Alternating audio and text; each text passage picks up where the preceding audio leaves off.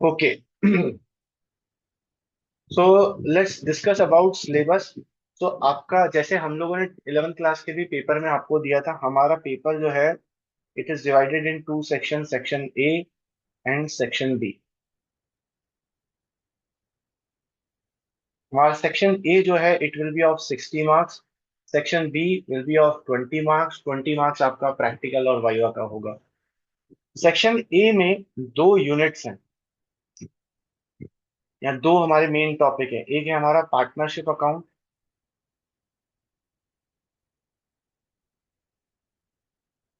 और दूसरा है हमारा जॉइंट स्टॉक कंपनी, या जिसको हम कंपनी अकाउंट्स बोलते हैं। So joint stock company and company is one and the same thing. और सेक्शन बी जो है इसको हम लोग बोलते हैं मैनेजमेंट अकाउंटिंग, आईएससी में, मैनेजमेंट अकाउंटिंग।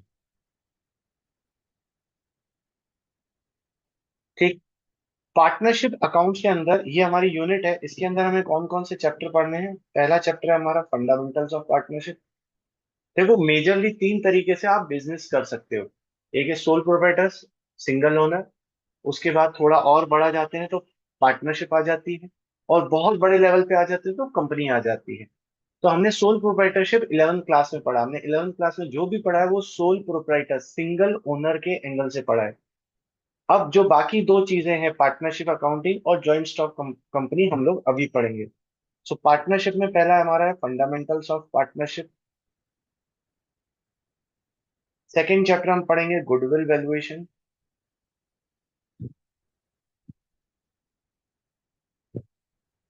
नेक्स्ट चैप्टर जो है हमारा वो है एडमिशन ऑफ अ पार्टनर।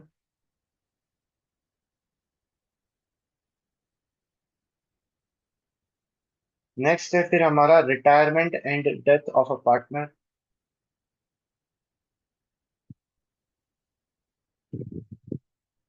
फिर लास्ट है हमारा इसमें dissolution of partnership form.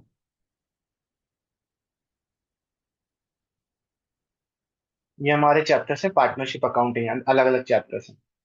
Joint stock company में हमारे पास तीन चैप्टर्स है। पहला हमारा है issue of shares.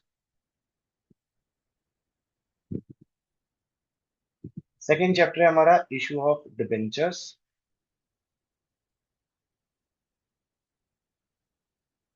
Third chapter है हमारा रिडम्पशन ऑफ डिबेंचर्स। ये तीन चैप्टर हैं जॉइंट स्टॉक कंपनी में। मैनेजमेंट अकाउंटिंग नहीं, इसमें एक और चैप्टर है, financial statement of company. Management accounting में आ जाए तो मैनेजमेंट अकाउंटिंग में फर्स्ट चैप्टर है हमारा analysis of financial statement. Second chapter है हमारा रेशियो एनालिसिस। और लास्ट चैप्टर है हमारा कैश फ्लो स्टेटमेंट।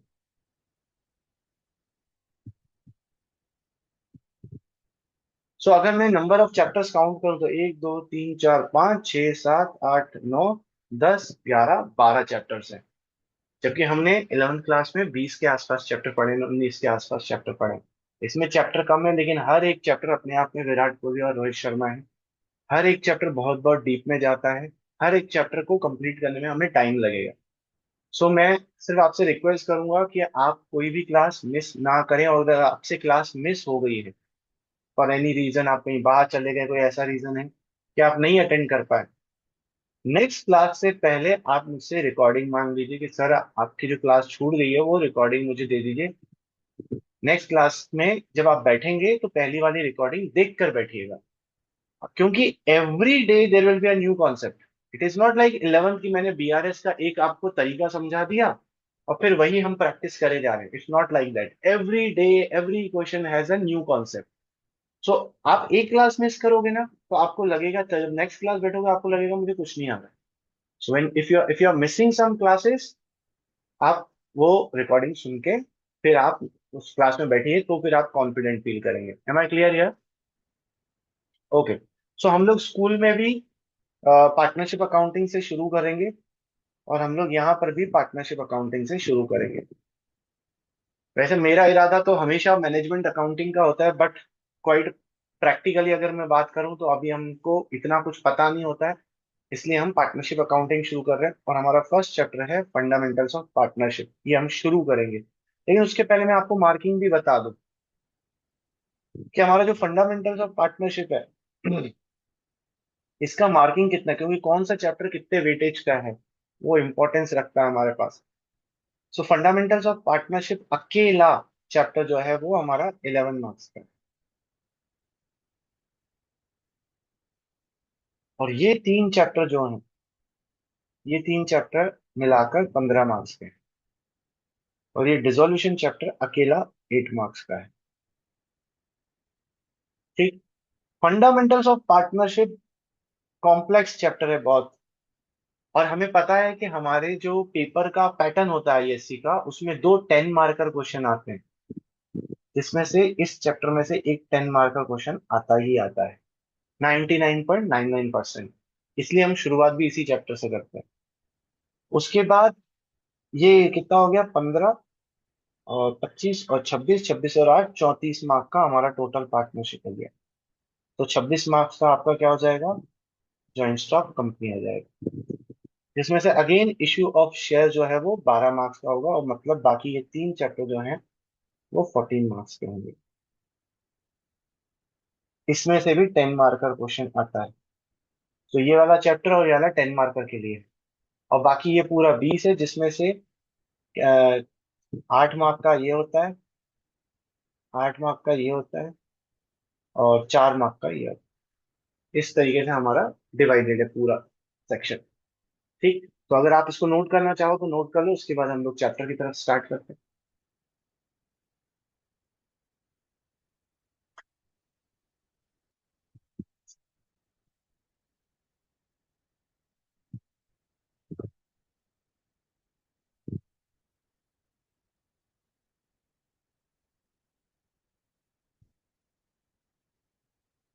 कृष्णा, पूरा अटेंटिव रहना है।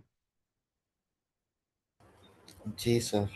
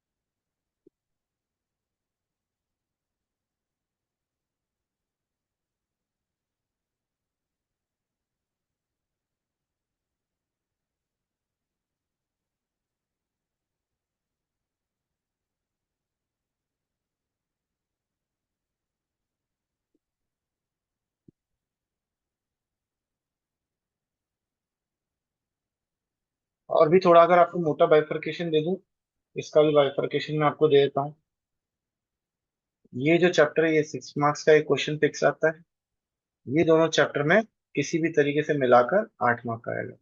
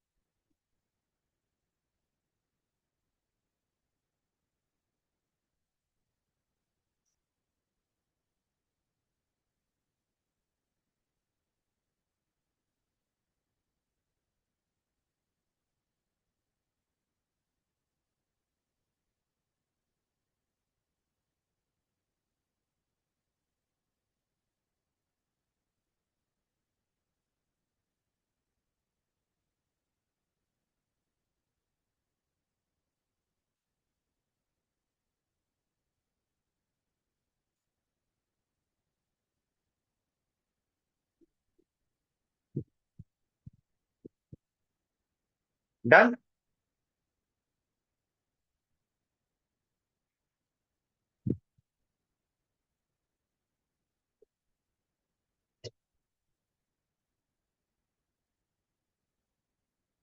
आगे बढ़े। अनंतिका हो गया। पार्थ। ठीक। सॉरी हो गया। Yes Krishna sir. हो गया। डन।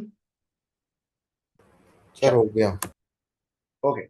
तो हमारा फर्स्ट चैप्टर है, हम पार्टनरशिप अकाउंटिंग में चल रहे हैं, और फर्स्ट चैप्टर का नाम है fundamentals of partnership.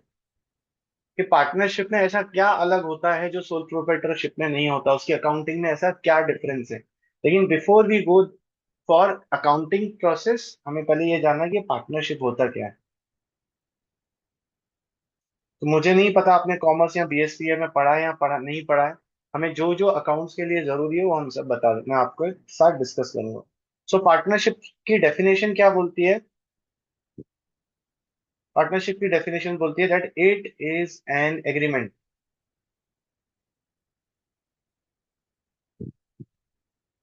Between two और more person agree to share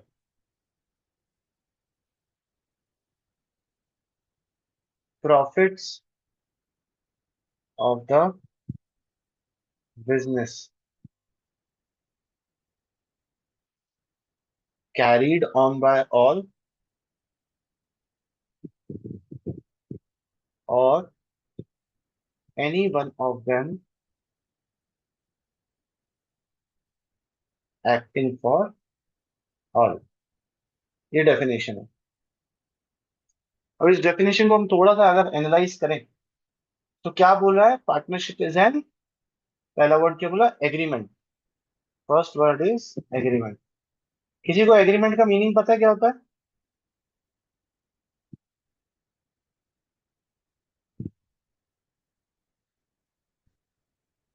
जैसे फॉर एग्जांपल मैं, हाँ अनंत को बोलो।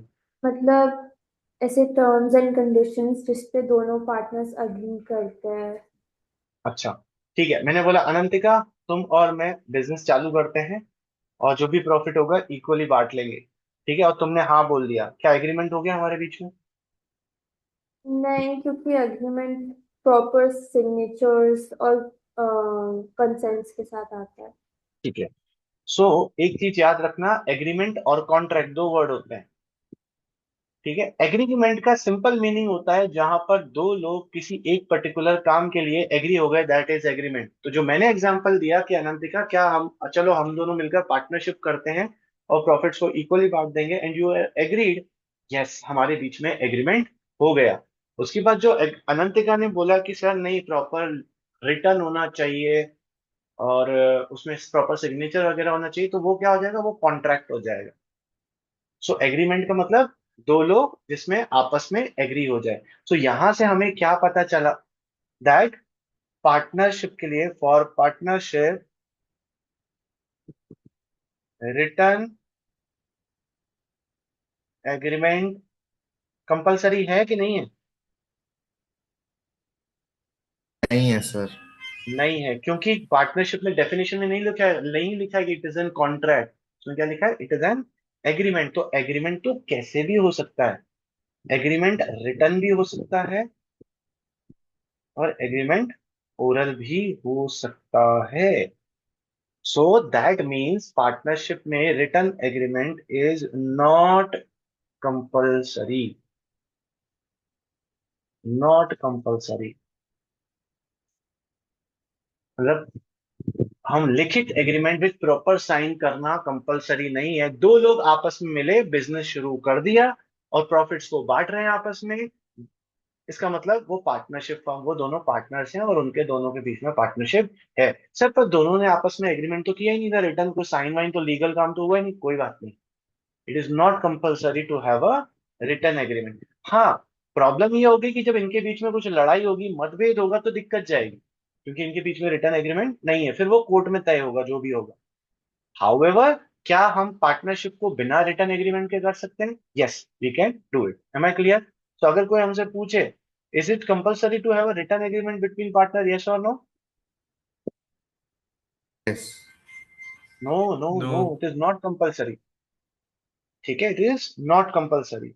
अब एग्रीमेंट को अगर आपने रिटर्न कर लिया, उसको लिख लिया, प्रॉपर एक कॉन्ट्रैक्ट स्टैम्प पेपर लेकर आए, सबका साइन वाइन ले लिया, तो उस रिटर्न एग्रीमेंट के लिए जो वर्ड यूज करा जाता है उसे हम बोलते हैं पार्टनरशिप डीड।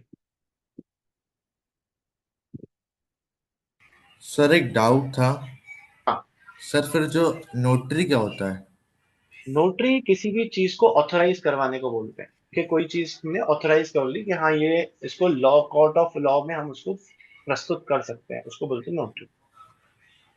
है ना? कोई भी सर ऐसा डॉक्यूमेंट है जिसको लीगलाइज कराना है, तो उसके लिए फिर आपको नोटरी करवानी पड़ेगी। ठीक है। ठीक और है। डीड क्या होता है? Deed is a contract agreement. उसमें क्या लिखा जाता है कि भैया इस बिजनेस में, ये बिजनेस कौन सा होगा, इसका नाम क्या होगा, इसके पार्टनर्स कौन कौन होंगे, किस पार्टनर को कितना प्रॉफिट मिलेगा, कितनी सैलरी मिलेगी, कितना इंटरेस्ट मिलेगा, ये सब जो प्रॉपर एग्रीमेंट होता है उसको बोलते हैं पार्टनरशिप डीड। ठीक है। ओके, अगर आपसे कोई पूछे व्हाट इज पार्टनरशिप डीड, तो what will be your answer? Written agreement. It is a written agreement between partners. ठीक। फिर आपसे कोई क्वेश्चन पूछे, is it compulsory to have a partnership deed in a partnership business? No. Yes. No, it is not. No, it is not compulsory Krishna, not compulsory. Deed का मतलब क्या हुआ? Return. और रिटर्न कंपल्सरी नहीं है, वो कंपल्सरी नहीं है, वो क्या है? It is voluntary.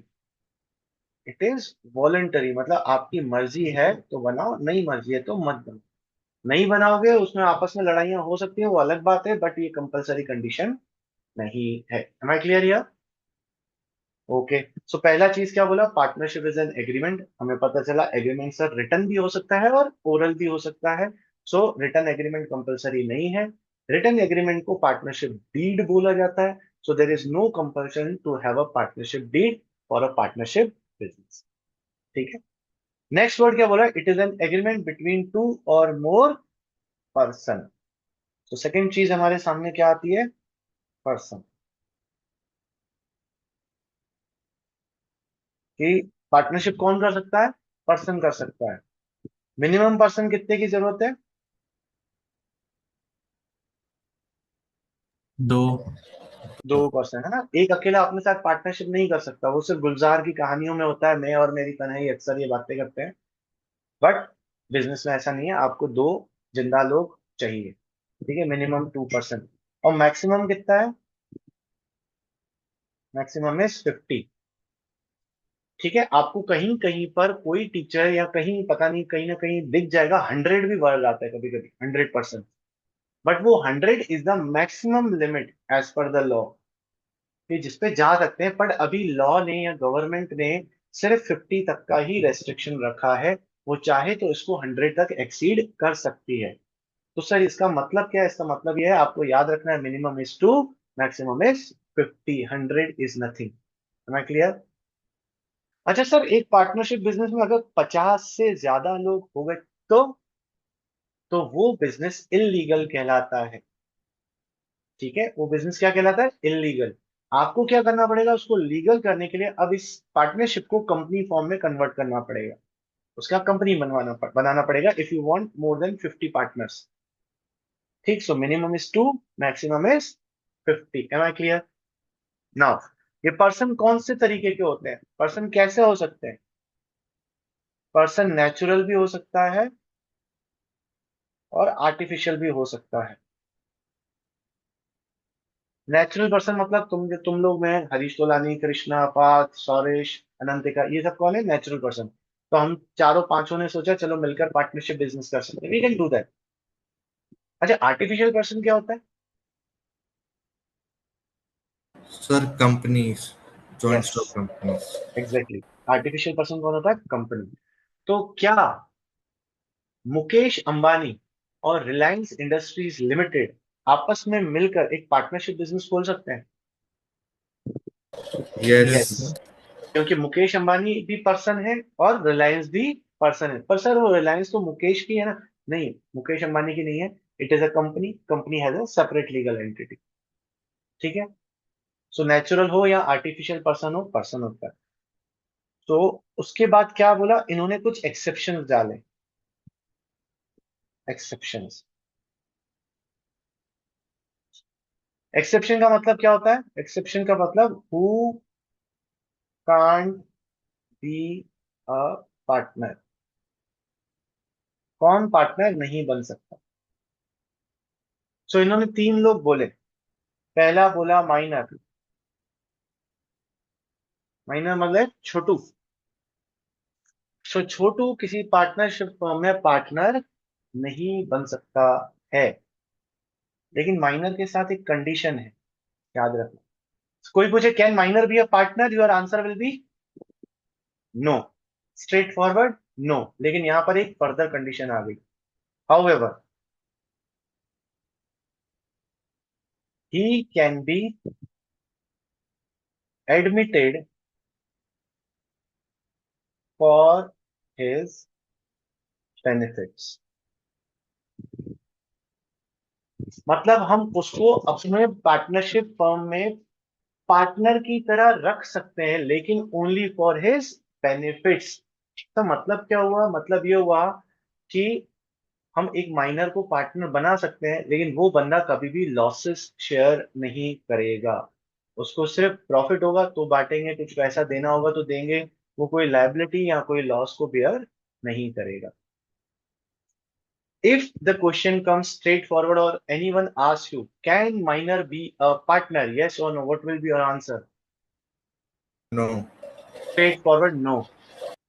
और आप आगे बोल सकते हो, however, he can be admitted in the business only for his benefits. So minor cannot be a partner. However, he can be admitted for his benefits. Am I clear here? So first one is minor. Minor cannot be a partner. Second person, second कौन है? वो है person of unsound mind.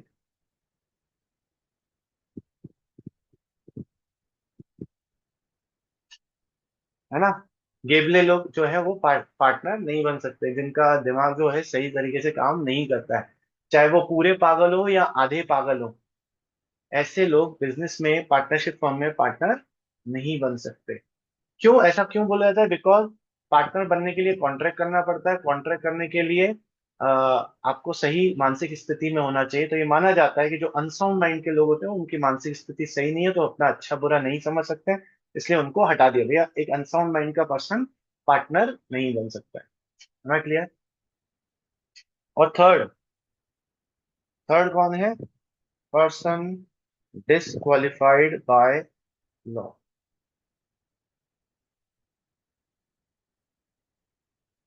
एक ऐसा person जिसको law ने मना किया हुआ है। कौन होते हैं ऐसे लोग?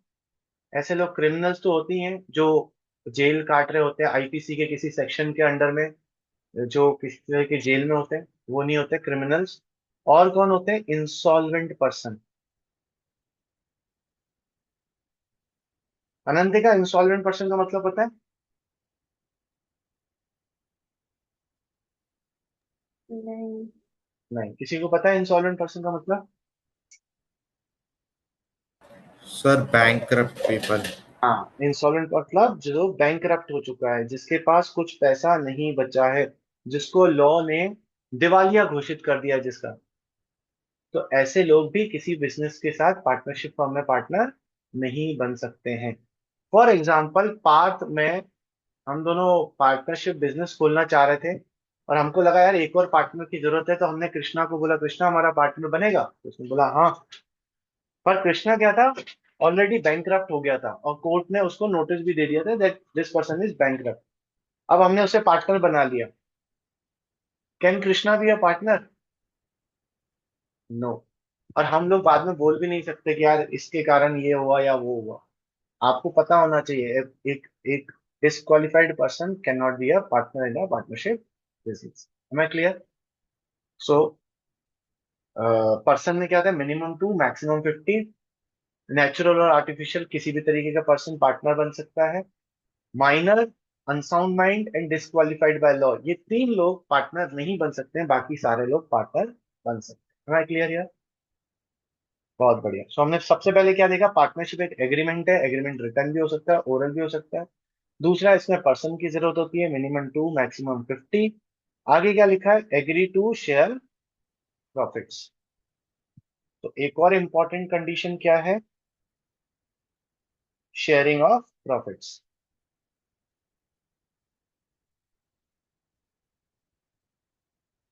मतलब प्रॉफिट का शेयर को आपस में शेयर करना कंपलसरी कंडीशन है। अगर आप प्रॉफिट शेयर नहीं कर रहे हो तो आपको पार्टनर नहीं बोला जा सकता। जैसे मैं आपको एक एग्जांपल देता हूं। मैं, अनंतिका और सौरिश, हम तीनों ने बोला चलो बिजनेस ओपन करते हैं। सौरिश के पास बहुत पैसा था। सौरिश ने बोला कि सर एक काम करो, मुझे कोई प्रॉफिट प्रॉफिट नहीं चाहिए, जो भी प्रॉफिट है वो आपस में आप दोनों बांट लेना। आप लोग तो मुझे बस इतना करना, मैं पार्टनर ही हूँ, पैसे दे रहा हूँ, मुझे ना 6% का इंटरेस्ट दे देना, बस मुझे कोई प्रॉफिट नहीं चाहिए। तो क्या हम बोल सकते हैं कि हरीश, अनंतिका और सौरिश पार्टनर्स हैं? नहीं, क्यों नहीं बोल सकते अनंतिका? क्योंकि पार्टनर्स में इक्वल शेयरिंग होनी चाहिए। इक्वल कंपलसरी नहीं, प्रॉफिट का बंटना कंपलसरी है। वो कैसे भी हम्म, बांटे, एक को ज्यादा मिले एक को कम मिले वो चलता है, लेकिन प्रॉफिट का बंटना जरूरी है। तो तुम बोलोगे सर सौरिश को तो प्रॉफिट मिल ही नहीं रहा। पर सौरिश बोल रहा है नहीं सर मैं भी पार्टनर होऊंगा। क्यों सौरिश? तो बट मैं एक रॉयल्टी का इंटरेस्ट तो चार्ज कर ही रहा हूँ ना, उसी के बदले तो मैं आपके साथ एक अग्रीमेंट हाँ, में आ रहा हूँ। तो सर इसको इंटरेस्ट तो मिल रहा है ना, ये इंटरेस्ट भी कहाँ से मिल रहा है, प्रॉफिट में से ही मिल रहा होगा। तो भले प्रॉफिट प्रॉफिट के नाम से नहीं मिल रहा, लेकिन प्रॉफिट का एक हिस्सा तो मिल रहा है ना। जैसे मैंने बोला मुझे नहीं चाहिए प्रॉफिट, मुझे सैलरी देना। जैसे रियल में मैं चार्टेड अकाउंटेंट हूँ, मैं जिस चार्टेड अकाउंटेंट फर्म के साथ पार्टनर हूँ उसमें मुझे प्रॉफिट शेयरिंग नहीं मिलता है, मुझे एक फिक्स सैलरी मिलती है, रेमुनरेशन मिलता है। तो कहाँ से मिल रहा है, प्रॉफिट में से तो मिल रहा है ना, मतलब प्रॉफिट का एक हिस्सा मुझे भी मिल रहा है। सो किसी भी तरीके से प्रॉफिट का शेयर होना कंपलसरी है, दैट्स नॉट अ वेरी बड़ा कोई रॉकेट साइंस, कोई प्रॉफिट मिलना चाहिए। ठीक है। हाँ जी। प्रॉफिट और इंटरेस्ट में डिफरेंस क्या होता है? इंटरेस्ट प्रॉफिट का एक पार्ट है। प्रॉफिट क्या होता है, तुमने कमाया, लास्ट में जो बच गया वो बांट लिया। इंटरेस्ट उसका एक हिस्सा है जो हमने पार्टनर को दे दी कि हाँ इतना परसेंट, इतना तुझे मिल जाएगा। ठीक ओके। है। सो किसी भी तरीके से उसको प्रॉफिट मिले, प्रॉफिट प्रॉफिट के नाम से मिले, प्रॉफिट सैलरी के नाम से मिले, प्रॉफिट इंटरेस्ट के नाम से मिले, प्रॉफिट कमीशन के नाम से मिले, किसी भी तरीके से मिले, पर कोई ना कोई उसको फायदा होना चाहिए।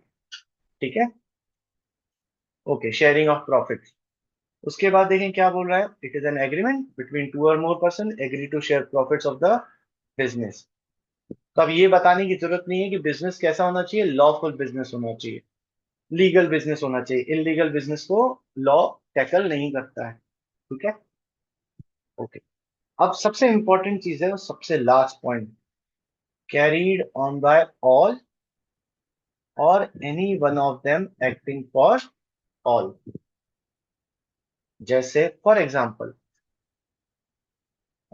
सौरेश, मैं और पार्थ, हम तीनों पार्टनर बन गए।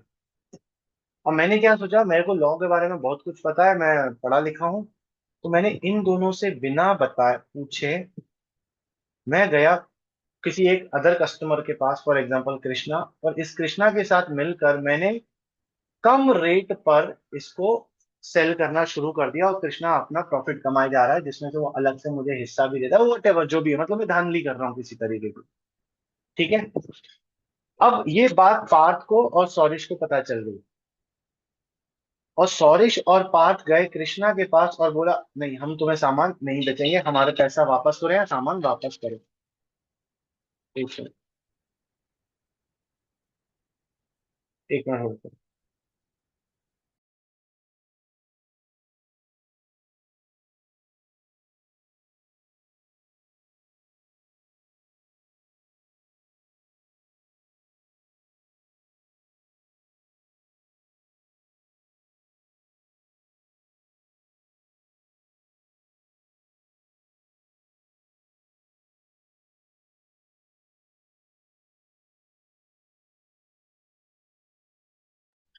हाँ, केस समझ में आया।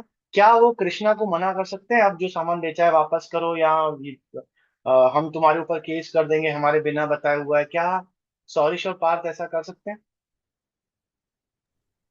हाँ। हम आपको नहीं सू कर कर सकते हैं, बट हम कृष्णा को कुछ नहीं कह सकते ना, कि उस वो एक पार्टनर नहीं बेचा है उसे। हाँ, तो पार्थ और सौरिश कृष्णा को कुछ नहीं बोल सकते, कृष्णा इज आउटसाइड पर्सन। क्यों? क्योंकि हमने एक वर्ड पढ़ा, अभी क्या पढ़ा? कैरीड ऑन बाय ऑल और any one of them acting for all. चाहे सब मिलकर कोई काम करें या सबके ब्याह पर कोई एक बंदा भी काम करे, सबको भुगतना पड़ेगा, सब लोग आपस में एक दूसरे से जुड़े हुए हैं। तो अगर मैंने चुपके से कृष्णा के साथ एक कॉन्ट्रैक्ट कर लिया, पूरी फर्म को उसको पूरा करना पड़ेगा। ये बात और है, सौरिश और पार्थ बाद में आकर मेरी बैंड बजाएंगे, मेरे ऊपर केस कर सकते हैं, वो अलग चीज है। But for the external person, हमारे लिए हरीश भी सेम वही है और तीनों सेम वही है, उसके लिए मैं और तीन, हम तीन एक ही बात है। चाहे मैं अकेला कॉन्ट्रैक्ट कर लूं उससे या सब मिलकर कॉन्ट्रैक्ट कर रहे हैं, one and the same thing, carried on by all और any one of them acting for all. चाहे सब लोग साथ में मिलकर कोई बिजनेस करें, किसी के साथ कॉन्ट्रैक्ट करें, या उनमें से कोई एक, क्योंकि बाहरी दुनिया के लिए तो हम तीनों पार्टनर हैं। तो अगर कोई एक पार्टनर भी आके कॉन्ट्रैक्ट कर जाता, उसको क्या पता कि उनके आपस में बीच में बात नहीं हुई है। Am I clear? इसको क्या बोल, ये एग्जांपल समझ में आया? ठीक है, इसको क्या बोलते हैं हम लोग? इस कैरेक्टर का, सबसे इंपॉर्टेंट कैरेक्टर का नाम क्या है? Mutual agency. ये जो हमने बड़ी सी लाइन लिखी थी ना, कैरीड ऑन बाय ऑल और एनी वन ऑफ देम, उसका मतलब है म्यूचुअल एजेंसी। म्यूचुअल एजेंसी का मतलब क्या होता है? That partners have agency relation between them.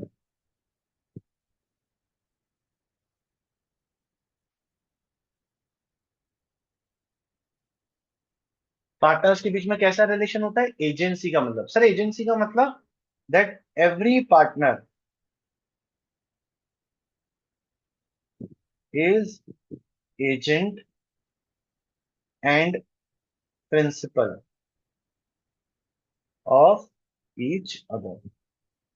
Sir इसका मतलब क्या है? इसका मतलब है दो पार्टनर्स के बीच में कैसा रिश्ता होता है? प्रिंसिपल और एजेंट का रिलेशन होता है। एजेंट कौन होता है? Agent is a person who works on behalf of principal, जो प्रिंसिपल के बिहाफ पर काम करता है। जैसे फॉर एग्जाम्पल,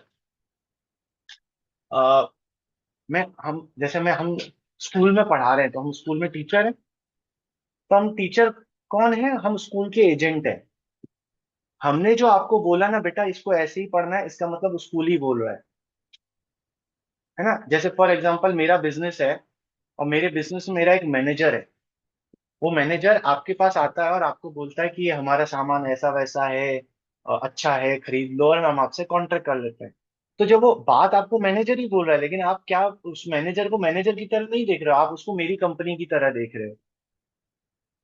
क्या मैं बाद में ऐसा बोल सकता हूँ कि नहीं मैं आपके साथ कॉन्ट्रैक्ट नहीं करूंगा, मेरे मैनेजर ने मुझसे बिना पूछे ही आपसे कॉन्ट्रैक्ट कर लिया? क्या मैं ऐसा बोल सकता हूँ? ना, मैनेजर मेरा है, तो he is working on my behalf, whatever my manager और agent will do, I have to bear that.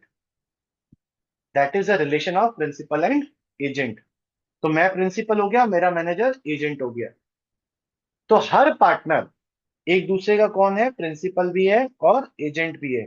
मतलब ए ने कुछ काम करा है तो बी और सी को भुगतना पड़ेगा, सी ने कुछ काम करा है तो ए और बी को भुगतना पड़ेगा, बी ने कुछ काम करा है तो ए और सी को भुगतना पड़ेगा। Everyone is liable for each other, they are all together a single unit. Am I clear? So अगर कोई पूछे कि एक पार्टनरशिप के लिए सबसे इंपॉर्टेंट चीज क्या है, वो यही है, म्यूचुअल एजेंसी। जैसे फॉर एग्जाम्पल मैं इसका बढ़िया सा एग्जाम्पल बताता हूँ कि तुम चारों थे, अनंतिका, पार्थ, कृष्णा, सौरेश, इन्होंने जो मिलकर एक बिजनेस खोला और तुम लोग मेरे पास आए, हरीश सर आप भी हमारे पार्टनर बन जाइए। मैंने बोला नहीं यार मैं नहीं बन रहा, फालतू के लोचे लफड़े हैं। बोले नहीं सर बन जाइए, आपकी जरूरत है, आप इतने सारे स्टूडेंट्स को जानते हैं तो हमारा भी बेस बढ़ेगा वगैरह वगैरह। ऐसे मैंने बोला ठीक है, मैं पार्टनर तो बन जाऊंगा, लेकिन अगर कोई लॉस होता है या कोई लाइबिलिटी होती है या कोई केस होता है तो आप मुझे लिखित में कॉन्ट्रैक्ट करो that I will not be a part of it. और आप एग्री हो गए, क्या मैं पार्टनर कहलाऊंगा? नहीं कहलाऊंगा, बिकॉज मैं आपके एक्ट्स के लिए अपने आप को लाइबल ही नहीं मान रहा। हमारे बीच में म्यूचुअल एजेंसी है ही नहीं। ठीक है, म्यूचुअल एजेंसी का मतलब क्या होता है, एक पार्टनर कुछ काम करेगा तो दूसरे को भुगतना पड़ेगा, बट मैं तो बोल रहा हूँ ना, मैं तो बियर ही नहीं करूंगा ये सब चीजें। वाई? भाई तुम कुछ भी करो, मैं तुम्हें पैसे दे रहा हूँ, मैं तुम्हारे साथ बिजनेस में काम भी करूंगा, प्रॉफिट भी शेयर करूंगा, लेकिन अगर कुछ केस हुआ I will be out of it. If I am out of it, तो how I have mutual agency with you all? But फिर लिमिटेड लाइबिलिटी पार्टनरशिप भी तो होती है।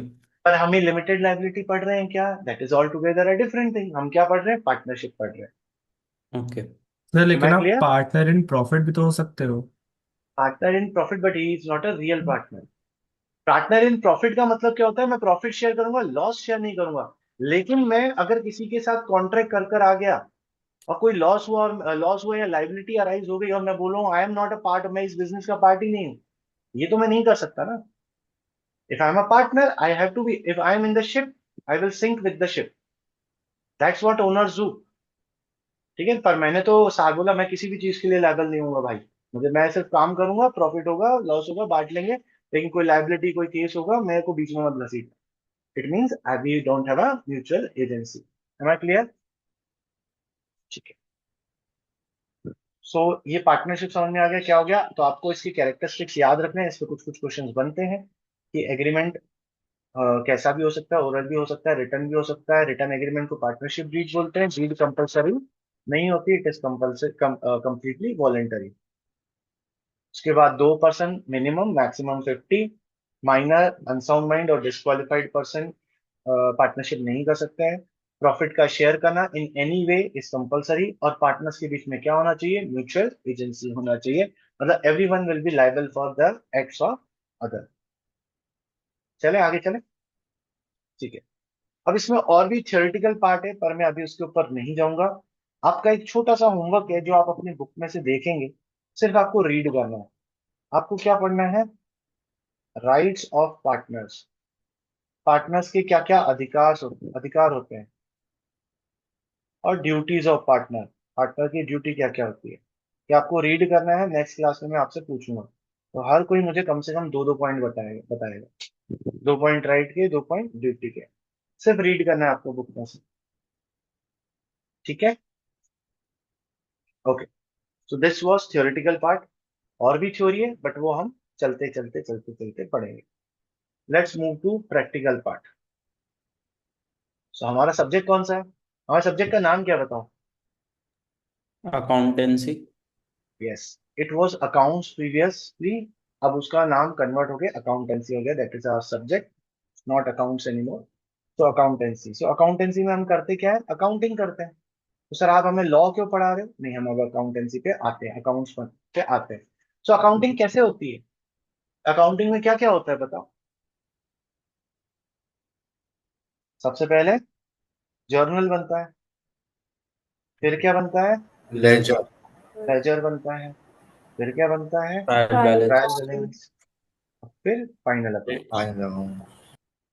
ठीक है, तो फाइनल अकाउंट्स में क्या क्या होता है? सबसे पहले ट्रेडिंग अकाउंट बनता है, उसके बाद प्रॉफिट एंड लॉस अकाउंट बनता है, उसके बाद बैलेंस शीट बनता है। ऐसे ही होता है सारा चीज। सो पार्टनरशिप में भी सेम यही होता है, कुछ अलग नहीं होती। अकाउंट में जर्नल बनेगा, ट्रांजेक्शन होंगे, लेजर बनेंगे, ट्रायल बैलेंस बनेगा, फिर ट्रेडिंग अकाउंट बनेंगे और फिर प्रॉफिट एंड लॉस अकाउंट बनाओगे।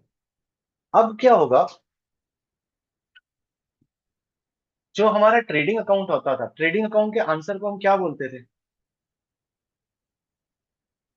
ट्रेडिंग अकाउंट का जो फाइनल नेट अमाउंट आता था ट्रेडिंग अमाउंट, उसको क्या ग्रॉस। बोलते हैं? प्रॉफिट और ग्रॉस लॉस। ग्रॉस हाँ, प्रॉफिट। ग्रॉस प्रॉफिट या ग्रॉस। ग्रॉस लॉस जो भी हो। फिर इस ग्रॉस प्रॉफिट को हम क्या करते थे? प्रॉफिट एंड लॉस में ट्रांसफर कर देते थे। फिर प्रॉफिट एंड लॉस का फाइनल आंसर जो आता था उसे क्या बोलते हैं? नेट प्रॉफिट और net net loss. Net profit या फिर नेट लॉस। इस नेट प्रॉफिट का हम क्या करते थे? इसे बैलेंस शीट में ट्रांसफर कर देते थे कैपिटल में। यस और नो? Yes sir. ऐसा हम क्यों करते थे? क्योंकि वहां पर ओनर कैसे था? सिंगल ओनर था, तो पूरा का पूरा प्रॉफिट उस अकेले बंदे को मिल गया। लेकिन अब हम क्या कर रहे हैं? पार्टनरशिप। तो पार्टनरशिप में हमारे पास एक से ज्यादा लोग हैं, दो या दो से ज्यादा पार्टनर हैं। तो जर्नल होगा, लेजर होगा, ट्रायल बैलेंस होगा, फाइनल अकाउंट्स होगा, ट्रेडिंग अकाउंट होगा, प्रॉफिट एंड लॉस अकाउंट भी होगा। अब प्रॉफिट एंड लॉस अकाउंट से जो नेट प्रॉफिट आएगा ना, अब आपको क्या करना पड़ेगा? इसको डिस्ट्रीब्यूट करना पड़ेगा। इसमें पार्टनर्स। सो इस चैप्टर में हमारा मेजर ऑब्जेक्टिव ही क्या है? ये सीखना कि जो प्रॉफिट हुआ है वो पार्टनर्स के बीच में कैसे डिस्ट्रीब्यूट होता है। That's what different from sole proprietorship into partnership accounting. So हमें क्या सीखना है अभी फंडामेंटल्स में? क्या हमें जर्नल बनाना सीखना है, लेजर बनाना सीखना है? नहीं, क्या सीखना है इस चैप्टर में हमें? Distribution. Distribution of profit. Exactly तो हमें क्या करना है? अपने प्रॉफिट को डिस्ट्रीब्यूट करना है कि पार्टनर्स के बीच में ये प्रॉफिट कैसे डिस्ट्रीब्यूट होगा। So we have to learn about distribution of profit. Profit आता कहां से है? कौन से अकाउंट से आता है? Net profit and loss account sir. Profit and profit loss. And loss account से हमें प्रॉफिट मिल जाता है। अब इसको बांटने के लिए हम एक और अकाउंट बनाएंगे, उस अकाउंट का नाम होगा profit and loss appropriation account.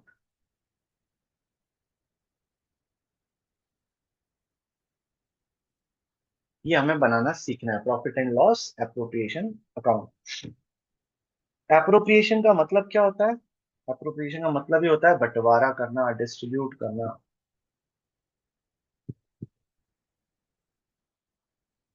ठीक है।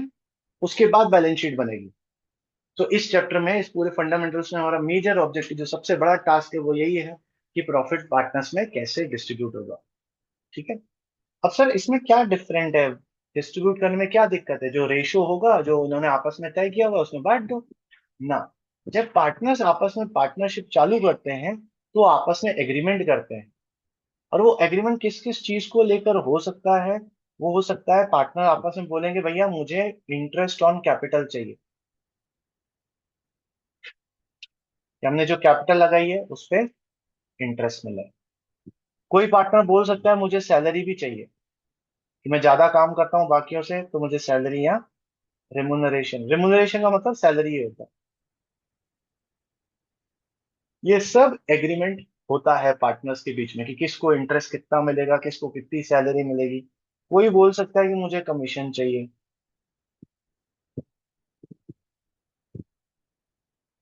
कंपनी ये भी डिसाइड कर सकती है कि यार हम कुछ रिजर्व्स भी बनाएंगे। हमने पढ़ा था 11th में रिजर्व्स वाला चैप्टर, प्रोविजन, कि हम रिजर्व्स बनाएंगे। रिजर्व्स बनाएंगे मतलब प्रॉफिट को बचा कर रख देंगे। ये भी एग्रीमेंट कर सकते हैं। फिर जैसे इंटरेस्ट ऑन कैपिटल है, वैसे ही क्या हो सकता है? इंटरेस्ट ऑन ड्राइंग्स भी हो सकता है।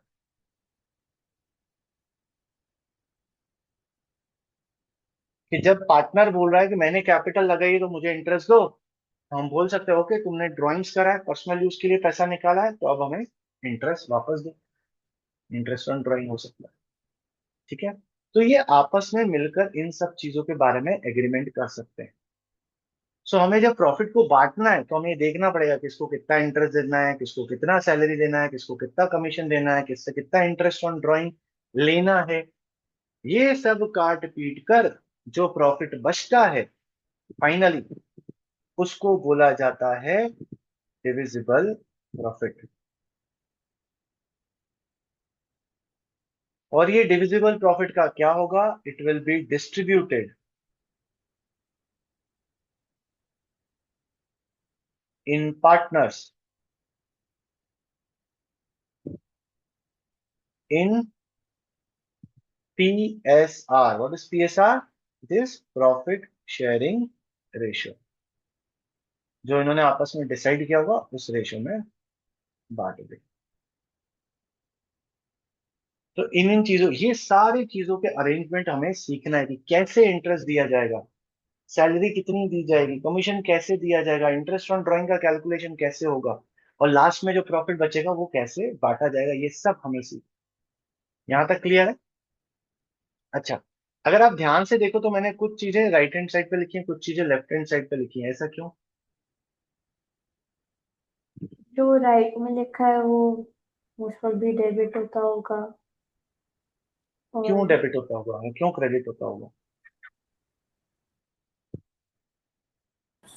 इंटरेस्ट ऑन ड्राइंग्स हमें मिलता है, and interest on capital like हम देते हैं, एंड ऑल दी सैलरीज ये सब हम पार्टनर्स को डिस्ट्रीब्यूट करेंगे इसलिए। एग्जैक्टली तो ये जो मैंने इस साइड लिखी है ये सारे क्या है? बिजनेस के लिए एक्सपेंस और वो इनकम्स।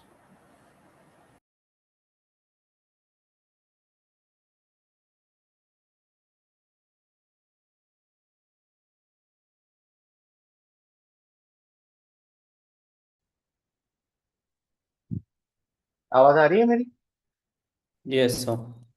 ओके, बीच में थोड़ा दिक्कत हो गई। हाँ, तो ये सारे हमारे क्या है? एक्सपेंसेस है। इंटरेस्ट ऑन कैपिटल हमें देना है पार्टनर को, तो आपको अकाउंटिंग बिजनेस के एंगल से करनी है, तो बिजनेस को इंटरेस्ट ऑन कैपिटल देना पड़ेगा, सैलरी देनी पड़ेगी, कमीशन देना पड़ेगा, जनरल रिजर्व प्रॉफिट से निकालना पड़ेगा। तो ये सारे एक्सपेंसेस की कैटेगरी में आएंगे। और ये जो मैंने इस साइड लिखा है ये हमारे बिजनेस की क्या है? इनकम। सो हमने प्रॉफिट एंड लॉस अकाउंट बनाया, उस प्रॉफिट एंड लॉस से नेट प्रॉफिट आएगा। नेट प्रॉफिट में से ये सारे एक्सपेंसेस माइनस हो जाएंगे, और ये जो इनकम है इंटरेस्ट ऑन ड्राइंग ये प्लस हो जाएगी। ये प्लस और माइनस करने के बाद जो प्रॉफिट बचेगा उसे बोलते हैं डिविजिबल प्रॉफिट, और ये डिविजिबल प्रॉफिट पार्टनर्स में बच जाएगा उनके प्रॉफिट शेयरिंग रेशन। Am I clear? ये हमें करना सीखना है। तो सर अब आप, रॉयल्टी किस में आएगी? क्या चीज? रॉयल्टी किस में आएगा? बेटा रॉयल्टी पार्टनर को मिलती है क्या? बट सर कुछ पार्टनर्स लेते हैं ना रॉयल्टी ऐड करने के टाइम पे। नहीं, वो अलग चीज होती है, वो normal profit and loss account में आएगी। वो मैं आगे सिखाऊंगा कौन सी चीजें पी एंड एल अप्रोप्रिएशन में आएंगी। देखो, पी एंड एल अप्रोप्रिएशन में वो चीजें जाती है जो पार्टनर्स आपस में डीड में डिसाइड करते हैं, एग्रीमेंट करते हैं कि मैं, क्योंकि हम पार्टनर हैं तो हमें इंटरेस्ट भी चाहिए, सैलरी भी चाहिए। ये सारी पी एंड एल अप्रोप्रिएशन में आती है। और जो कंपलसरी चीजें हैं, जैसे सैलरीज देनी है एम्प्लॉयज को, रेंट देना, तो ये तो normal profit and loss account में आएगा, they are related to business. P and L appropriation में वही चीजें आती है जो पार्टनर्स को मिल रही हैं। ठीक है ना, क्योंकि प्रॉफिट आप बांट रहे हो ना, किसमें बांटोगे? पार्टनर्स में। So anything which is given to outsider will be in P and L account, profit and loss account, and everything which will be given to the partners will be in profit and loss appropriation account. तो मैं partner होके salary withdraw करके plus royalty नहीं charge कर सकता हूँ क्या? हाँ, वो एग्रीमेंट के ऊपर डिपेंड करता है, बट जनरली ऐसा होता नहीं है। बट वो रॉयल्टी जो है वो कंपल्शन हो जाती है। देखो, रॉयल्टी क्यों लोगे? तुम पार्टनर हो इसलिए रॉयल्टी लोगे, या तुम बिजनेस को कोई एक्स्ट्रा चीज दे रहे हो इसलिए लोगे? कुछ एक्स्ट्रा चीज दे रहा हूँ इसलिए ले तो रहा वो हूँ। एक्स्ट्रा चीज तुम इसलिए दे रहे हो कि तुम पार्टनर हो, या क्या, या फिर इसलिए तुम्हारी क्योंकि मैं अलग कंडीशन? एसोसिएटेड हूँ मैं उससे। वो एक हम्म। अलग, तुम्हारी एक अलग स्पेशलिटी है। ठीक है ना? हम्म। तो पी एंड एल अप्रोप्रिएशन में वो चीजें आती हैं जो पार्टनर्स को मिलती हैं क्योंकि वो पार्टनर्स हैं। अच्छा सर, और जो कंपनी के ऊपर टैक्स लगता है, लाइक एक मैं पार्टनरशिप में हूँ और गवर्नमेंट हमें टैक्स करने आती है, तो हाँ, इधर एनपी पे लगेगा या डीपी पे लगेगा टैक्स, लाइक जब नेट प्रॉफिट? प्रॉफिट पे लगेगा। देखो टैक्स जो है, टैक्स देखो, गवर्नमेंट को इस चीज से कोई मतलब नहीं है कि तुम पार्टनर हो। गवर्नमेंट तुमसे टैक्स लेगी तुम्हारे बिजनेस के प्रॉफिट पर, और बिजनेस का प्रॉफिट कहाँ से निकलता है? प्रॉफिट एंड लॉस अकाउंट से। तो हम्म। प्रॉफिट एंड लॉस अकाउंट में से नेट प्रॉफिट आएगा, नेट प्रॉफिट में से टैक्स माइनस हो जाएगा, फिर जो प्रॉफिट आएगा वही तो तुम पार्टनर्स में बांटोगे ना। ओके। ठीक है। हम्म। अनंतिका, अभी तक जो भी हमने डिस्कस करा है वो चीज दिमाग में पल्ले पड़ रही है? Yes sir. कहीं पर भी कंफ्यूजन हो किसी को भी पूछ सकता है, यहाँ तक क्लियर है? तो मैं आज कोई क्वेश्चन नहीं कराऊंगा, ये जो मैंने आपको चीजें बताई है इसको मैं अब अकाउंट बना के आपको फॉर्मेट बता दूंगा, और नेक्स्ट क्लास में हम इससे आगे बढ़ेंगे। सो हमारा मेजर फोकस कहाँ है पूरा का पूरा? How to prepare profit and loss appropriation account. तो हम कैसे बनाएंगे? यहाँ पर हम लिखेंगे प्रॉफिट, या आप अच्छे से लिख लेना, and loss appropriation account. So जब आप एग्जाम में भी करेंगे तो it is compulsory to write this full name as per ISC norm for the year, जो भी हमें डेट दी होगी। For example let's take 31 March 2025। So profit and loss appropriation account same profit and loss account की तरह बनेगा। हमारे चार कॉलम बन जाएंगे, particulars amount, particulars amount.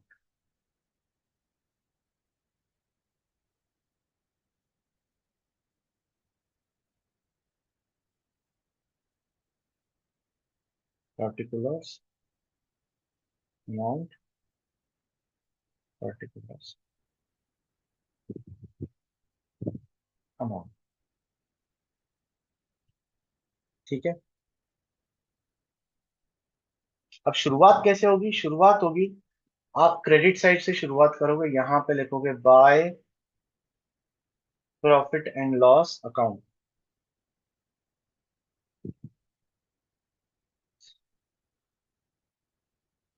By profit and loss account. इसमें क्या आएगा? इसमें नेट प्रॉफिट आएगा।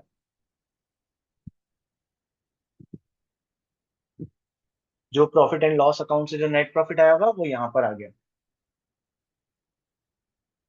अब आप क्या करोगे? इसको बांटोगे।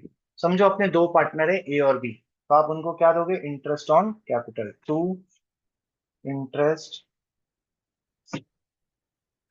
On capital. ये समझो दोनों पार्टनर्स को मिलेगा, तो ए पार्टनर का यहाँ पे लिख लेंगे, बी पार्टनर का यहाँ पे लिख लेंगे। उसके बाद समझो सैलरी मिल रही है, और सैलरी लेट्स अज्यूम सिर्फ बी को मिल रही है, तो यहाँ पे आप लिखोगे सैलरी। ये समझो सिर्फ बी को मिल रही है।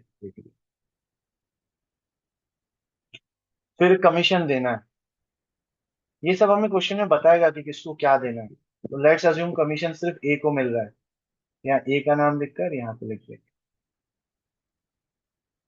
फिर इंटरेस्ट ऑन ड्राइंग। अब इंटरेस्ट ऑन ड्राइंग इनकम है इसलिए वो क्रेडिट साइड पर आएगा, बाय इंटरेस्ट ऑन ड्राइंग।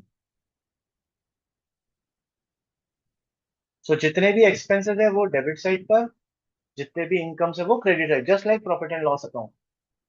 तो इंटरेस्ट ऑन ड्राइंग समझो ये दोनों से लेना है, तो ए और बी दोनों का अमाउंट लिखते हैं।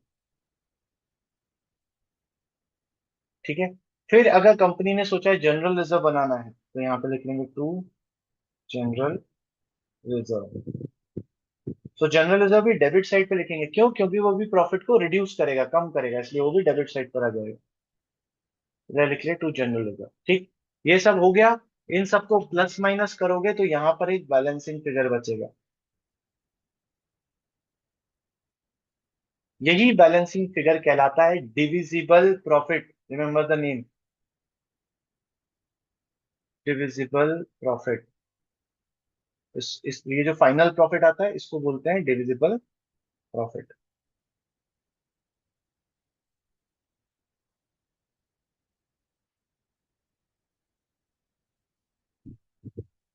इस डिविजिबल प्रॉफिट का क्या करते हैं? ये पार्टनर्स में बट जाता है, तो हम क्या लिखते हैं यहाँ पे लिखते हैं टू। समझो दो पार्टनर हैं तो हम लिखेंगे एज कैपिटल अकाउंट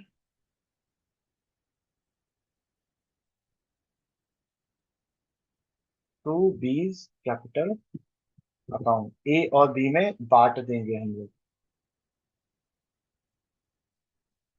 ये कौन से रेशियो में बटा है? This will be distributed in their profit sharing ratio, PSR, PSR में बांट दो। ठीक है, so this is how our profit and loss appropriation account will look like. So आज मैंने आपको बिल्कुल बेसिक चीजें बताई हैं। ये चीजें जितने सतह पे ऊपर ऐसे सिंपल सिंपल दिखती हैं उतनी ही डीप हैं ये, लेकिन हम हथौड़ा धीरे धीरे मारेंगे, धीरे धीरे करके कॉन्सेप्ट पर आएंगे। और याद रखिएगा, मैं आपको जो चीजें, गाइस अपने आप से एक वादा कर लो कि मैं अच्छे से सीखूंगा, एक एक चीज नहीं आएगी मैं पूछूंगा। शुरुआत में ही अगर टाइट रहेंगे, देखिए अगर आप अगस्त तक टाइट रह गए तो आपको अकाउंट्स में कोई डरा नहीं सकता है। Accounts is not a scary subject. डरते हैं हम लोग इसलिए क्योंकि हम उसको जितना बैकलॉग लगाते हैं उसका क्यूमुलेटिव इफेक्ट होता जाता है और एक साथ कवर नहीं हो पाता है फिर। तो बैकलॉग मत लगने देना आपको अकाउंट्स में। मैं बोल रहा हूँ, मैं आपके साथ बैठा हूँ, कोई प्रॉब्लम नहीं जाएगी, कोई भी प्रॉब्लम नहीं। सिर्फ बैकलॉग नहीं लगने देना और ओवर कॉन्फिडेंट मत होना बस। जहां पर आपने अपने आप को ओवर एस्टिमेट कर दिया अकाउंट्स को और अंडर एस्टिमेट कर दिया सब्जेक्ट को, निपटा देगा सब्जेक्ट आपको। सिर्फ आपको कंसिस्टेंट रहना है, रेगुलर जो समझाया है उसको वापस सेम चीज को रिवाइज कर लो, काम खत्म। Am I clear? ठीक है, चलो तो आज इतना ही करते हैं। आज बेसिक बेसिक पे चलेंगे। कल की class is going to be very technical क्योंकि हम इसके आगे वाली चीजों पर आएंगे। आज मैंने आपको बेसिक बताया, ये सब चीजें आप लोग एक बार और रिवाइज करके नेक्स्ट क्लास में बैठना। ठीक है, कोई डाउट आज की क्लास में? नहीं। ठीक है, ओके, चलो फिर अपन कल मिलते हैं on the same time. We will, I am trying कि हम इसी टाइम पे ही क्लास रखें, 6:30। वैसे मेरा नॉर्मली जो ऑनलाइन क्लास रहता है 9:15 to 10:15 रहता है रात में, उस टाइम पे एकदम फ्री रहते हैं। पर मैं कोशिश कर रहा हूँ कि अगर इस टाइम पे बन जाए, सो वी विल सी। एक हफ्ता लेके चलेंगे, अगर हम कंफर्टेबल हैं तो इसी टाइम पे रखेंगे, otherwise we will go to 9:15 to 10:15 time. ठीक है, so any doubts, any question? कोई कुछ क्वेश्चन पूछना रहता है क्लासेस को लेकर, सब्जेक्ट को लेकर, किसी के दिमाग में कोई चीज है? तो हम्म, मैं इस टाइम पे तो ज्वाइन कर पाऊंगा, लाइक मैं 9:15 to 10:15 ज्वाइन कर सकता हूँ, बट इस टाइम पे मैं ज्वाइन नहीं कर पाऊंगा लाइक क्यों, एवरी क्या डे। हुआ? सर मैं भी एक्चुअली हम्म कोचिंग रहेगी इस वक्त। कोच ऐसी मैं कोचिंग जाऊंगा क्योंकि मैं इको और मुझे कॉमर्स और मैथ्स इन तीन सब्जेक्ट्स से कोचिंग चाहिए मुझे। प्रैक्टिस जितना हो सके उसके लिए मुझे कोचिंग जाना होगा। मेरी कोचिंग के टाइमिंग्स उसी पे रहती है, वो चेंज नहीं होंगी। ओके, सो कृष्णा तुम्हारे साथ कुछ प्रॉब्लम? तुम भी शायद आईपी मैट के लिए सोच रहे हो? हाँ सर, उसकी भी कोचिंग है। तुम्हारे आईपी मैट की क्लासेस से शायद इसी टाइम पे रहेंगी। हाँ सर, इसी टाइम पे रहेंगी।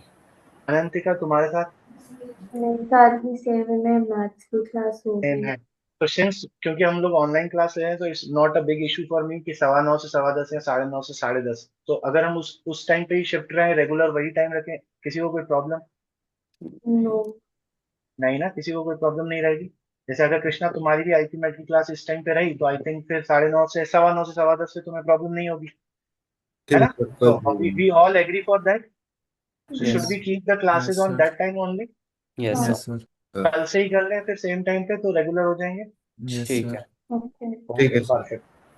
ठीक है, तो ऐसे ही कभी भी किसी को कोई भी कंफ्यूजन हो, you can directly ask me. Hmm. ठीक है, चलो आई होप आप लोगों को समझ में आया चीजें। हम लोग हम्म। नेक्स्ट क्लास में मिलते हैं। Bye bye, have a good night, bye bye. Bye sir. Thank thank you you. Sir. Okay. Sir हाँ, सर आप उसकी फोटो भेज देंगे होमवर्क की? वो बुक नहीं मेरे होमवर्क पास। की तो लिख लो बुक बस, राइट्स एंड सर वो duties of partner. Sir book ही नहीं है मेरे पास, कैसे ओके बोल? ओके ओके ओके, मैं ग्रुप पे डाल दूंगा। ठीक। ठीक है सर। ओके।